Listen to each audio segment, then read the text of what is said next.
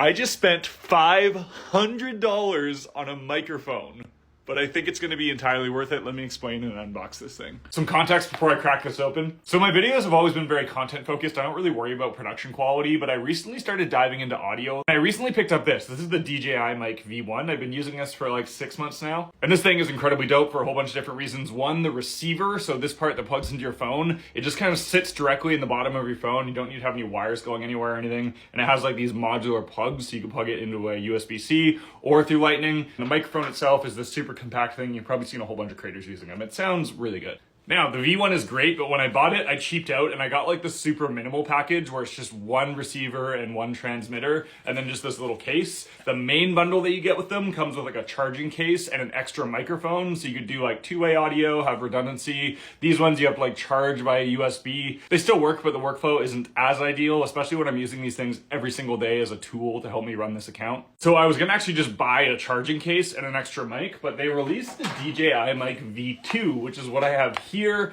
and I got it with the charging case as well as the mics themselves with a few other upgrades.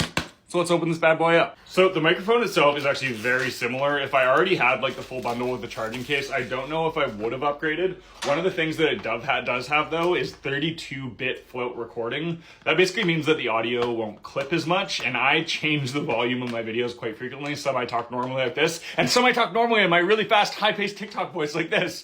And the microphone has trouble keeping up with those different ranges. So this should be able to help with that. This is like a really nice little case. And then on top of the 32-bit float, one of the really cool things is the actual microphones themselves. Ooh, this is like fancy. It's metal. It feels like it's metal.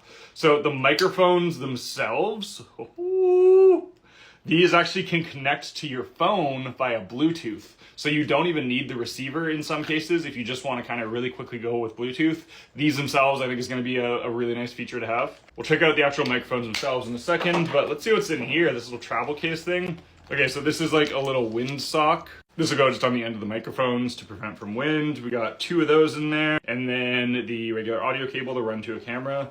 And then yeah, just like this case is really, really nice. Let's check out the microphones. A lot smaller than I thought it was, which is nice too. So this is gonna be the receiver piece. So there's a few different ways you can mount it. Also, this new dial look is really, really nice. Big fan of this thing.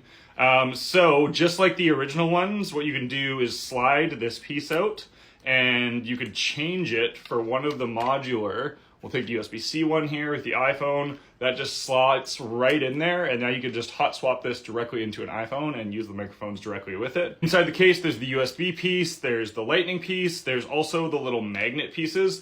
So one of the really cool things about the DJI mics, if you want to mount them to your shirt, you can just put a magnet behind your shirt, toss the microphone in there, and it'll kind of dangle there without you having to clip it to anything. The case, I just noticed, also has this battery indicator for the case itself. The actual case has a battery built into it that charges the microphones, and you charge the case via USB-C. Again, for having it as part of my workflow where I don't have to plug them in or anything when I'm done with them, boop, slot them in, and they're just going to be always charged. This alone is going to be huge. Comparing the new and the old ones, the new ones just look a little bit more futuristic. Again, they're pretty similar. I don't think the quality is going to be hugely different, but they definitely look a little bit more snazzy. The new receiver and the old receiver, I really liked that they added an analog button and wheel to scroll here. The other screen was just a touch screen, and I mean, it worked fine. I think this is a touch screen as well. Yeah, so it is a touch screen too. This just looks a little bit nicer, and I think it's going to be a little bit more functional with the wheel. So I haven't messed with the settings or anything, but let's do an audio test comparing this to the DJI V1, then comparing it to my phone's audio. So right now you're hearing my phone's audio. This is the audio on my phone, the default audio on my cell phone. Let's do the V1. So this is the audio going through the V1. I have tweaked the settings on this quite a bit to my liking, but this is the test audio on the DJI V1 mic. This is the test audio on the V1. Let's check out the V2.